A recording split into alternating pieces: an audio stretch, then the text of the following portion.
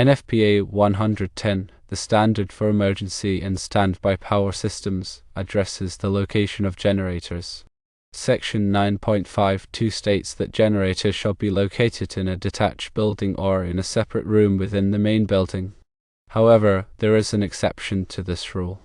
Generators not exceeding 15 kilowatts in size may be located in the main building. This exception is conditional. The generator and its associated fuel system must be located in a room dedicated solely for this purpose. The room must also be provided with a mechanical ventilation system that is independent of the building's main ventilation system. In addition to the NFPA 110 requirements, several other considerations are important when installing a standby generator, particularly in a fire station. The generator should be located in a well-ventilated area. This is to prevent the accumulation of harmful gases such as carbon monoxide. Proper ventilation is crucial for the safety of personnel working in or near the generator area. The generator should be located in an area that is easily accessible for maintenance and refueling. Regular maintenance is essential to ensure the generator operates reliably when needed. Easy access simplifies these maintenance procedures and reduces downtime. The generator should be protected from flooding and other hazards. This might involve installing the generator on an elevated platform or in a weather-resistant enclosure. Protecting the generator from environmental hazards extends its lifespan and ensures its availability during emergencies. The generator should be equipped with an automatic transfer switch. This switch ensures a seamless transition to backup power in the event of a power outage. The automatic transfer switch continuously monitors the utility power supply. When a power outage is detected, the switch automatically starts the generator and transfers the electrical load to the generator. When utility power is restored, the switch automatically transfers the load back to the utility and shuts down the generator. Several factors influence the decision to locate a standby generator inside a building.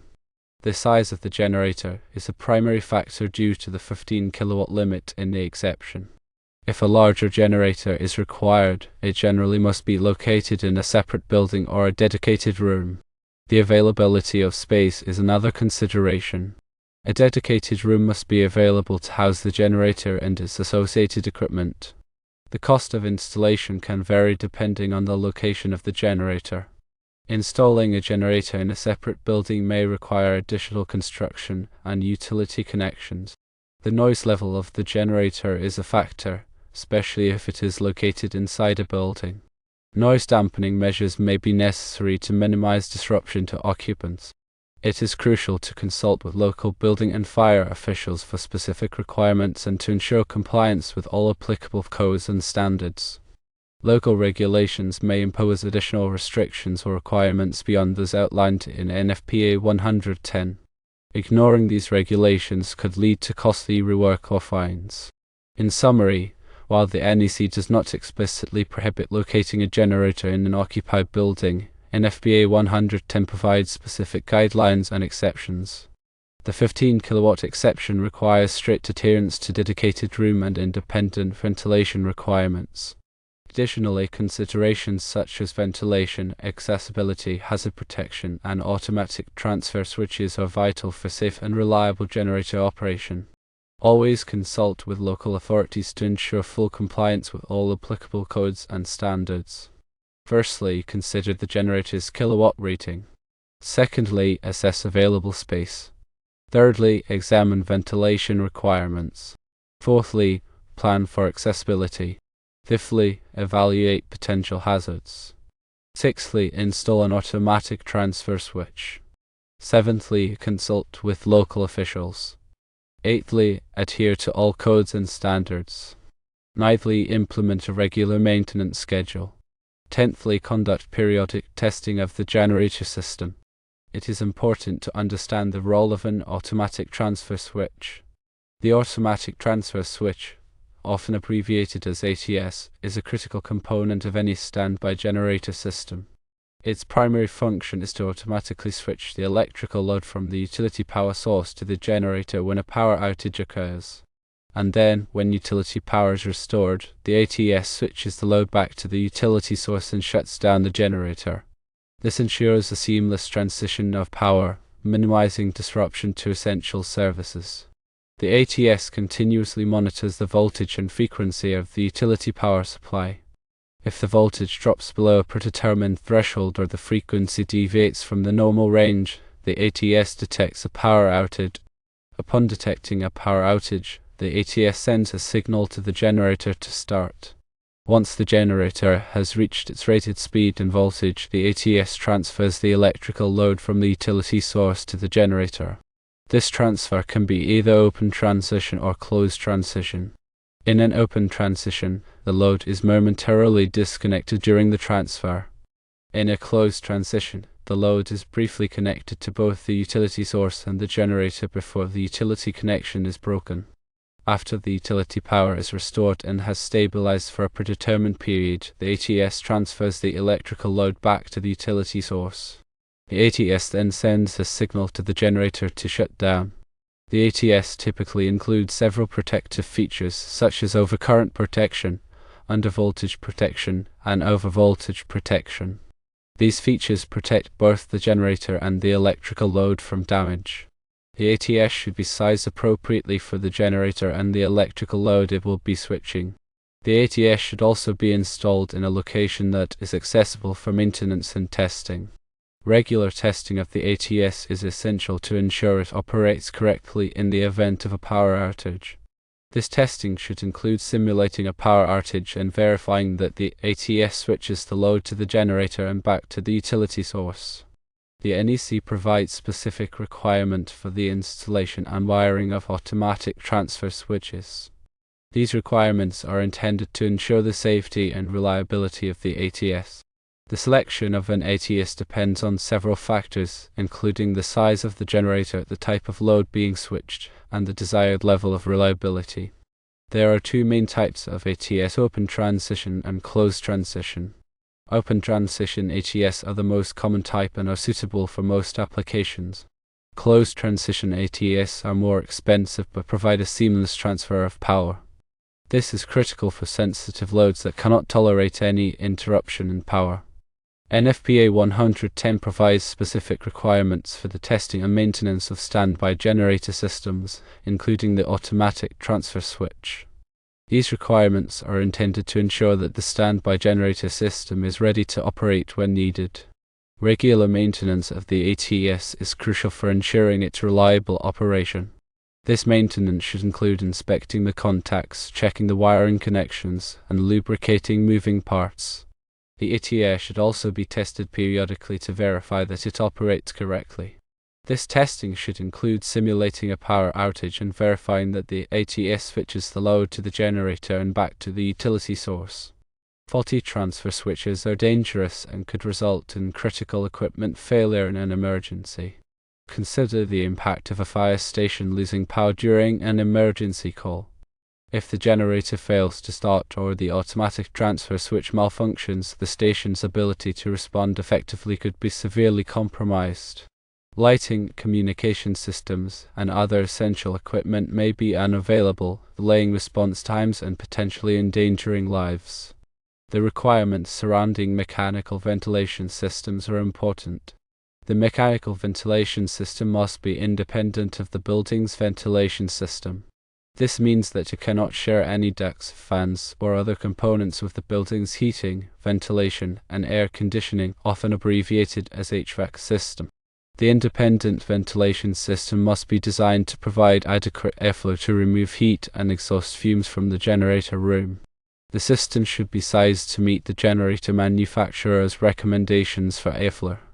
The system should include both supply and exhaust fans to ensure proper air circulation. The supply fan should draw fresh air from outside the building and deliver it to the generator room. The exhaust fan should remove hot air and exhaust fumes from the generator room and discharge them outside the building. The exhaust fan should be located as far away as possible from the supply fan to prevent recirculation of exhaust fumes. The ventilation system should be equipped with a means of controlling the airflow. This could be a simple on/off switch or a more sophisticated control system that adjusts the airflow based on the temperature in the generator room. The ventilation system should be designed to operate automatically whenever the generator is running.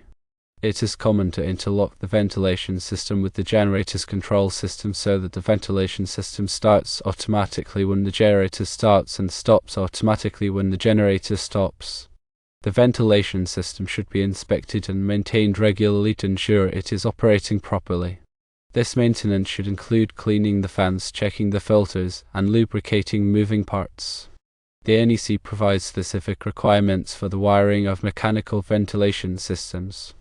These requirements are intended to ensure the safety and reliability of the ventilation system.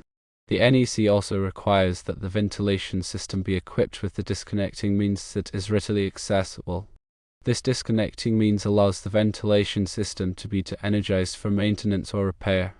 The design and installation of a mechanical ventilation system for a generator room should be performed by qualified professionals. These professionals should be familiar with the NEC, NFPA 110, and other applicable codes and standards. The generator room itself should be constructed of fire-resistant materials. The walls, floor, and ceiling should have a fire resistance rating of at least 1 hour. The door to the generator room should also have a fire resistance rating of at least 1 hour. The generator room should be equipped with a fire suppression system. This system could be a sprinkler system, a carbon dioxide system, or a dry chemical system. The fire suppression system should be designed to automatically suppress a fire in the generator room. The generator room should be equipped with a smoke detector. The smoke detector should be connected to the building's fire alarm system. The generator room should be clearly labeled with a sign that indicates the presence of a generator and the potential hazards associated with it. The sign should also include instructions on what to do in the event of a fire or other emergency. It is critical to ensure the generator room is properly grounded. Proper grounding helps to prevent electrical shock and reduces the risk of damage to the generator and other equipment. The grounding system should be designed and installed in accordance with the NEC. The generator room should be kept clean and free of combustible materials. This will help to reduce the risk of fire. Combustible materials, such as cardboard boxes, paper, and flammable liquids, should not be stored in the generator room. The generator room should be inspected regularly to ensure it is in good condition. This inspection should include checking the ventilation system, the fire suppression system, the smoke detector, and the grounding system. Any problems that are identified during the inspection should be corrected promptly. Regarding fuel systems for the generator, it is important to remember that the fuel system includes all components involved in storing and delivering fuel to the generator. This includes the fuel tank, fuel lines, fuel filters, fuel pump, and fuel injectors. The fuel tank should be sized appropriately for the generator's fuel consumption. The fuel tank should be located in a safe and secure location. The fuel tank should be protected from physical damage and from exposure to extreme temperatures. The fuel tank should be equipped with a vent to prevent the buildup of pressure. Fuel lines should be made of material that is compatible with the fuel being used. The fuel line should be properly supported and protected from damage. The fuel filter should be replaced regularly to prevent contaminants from entering the generator's engine. The fuel pump should be sized appropriately for the generator's fuel consumption. The fuel injectors should be cleaned or replaced regularly to ensure proper fuel atomization. The fuel system should be inspected regularly for leaks. Any leaks should be repaired promptly. The fuel system should be grounded to prevent static electricity buildup. The fuel system should be equipped with a shut-off valve that is readily accessible in the event of an emergency. The fuel system should be installed in accordance with all applicable codes and standards. NFPA 110 provides specific requirements for the design, installation, and maintenance of fuel systems for standby generators. These requirements are intended to ensure the safety and reliability of the fuel system. The NEC also provides requirements for the wiring of fuel systems. These requirements are intended to prevent electrical shock and reduce the risk of fire. The design and installation of a fuel system for a standby generator should be performed by qualified professionals. These professionals should be familiar with the NEC, NFPA 110, and other applicable codes and standards. Lastly, be aware of the NEC regulations for generator installations. Article 700.12 of the NEC covers the wiring requirements for emergency systems, including standby generators. Article 700.12 specifies that the wiring for emergency systems must be kept independent of all other wiring. This means that the wiring for the generator cannot share any conduits, raceways, or junction boxes with the wiring for other systems. The wiring for emergency systems must be protected from fire and other hazards. This can be accomplished by using fire-resistant cable or by installing the wiring in a fire-rated raceway. The wiring for emergency systems must be sized appropriately for the load it will be carrying. The NEC provides tables that can be used to determine the appropriate wire size. The wiring for emergency systems must be properly grounded. Proper grounding helps to prevent electrical shock and reduces the risk of damage to equipment. The NEC provides specific requirements for the grounding of emergency systems.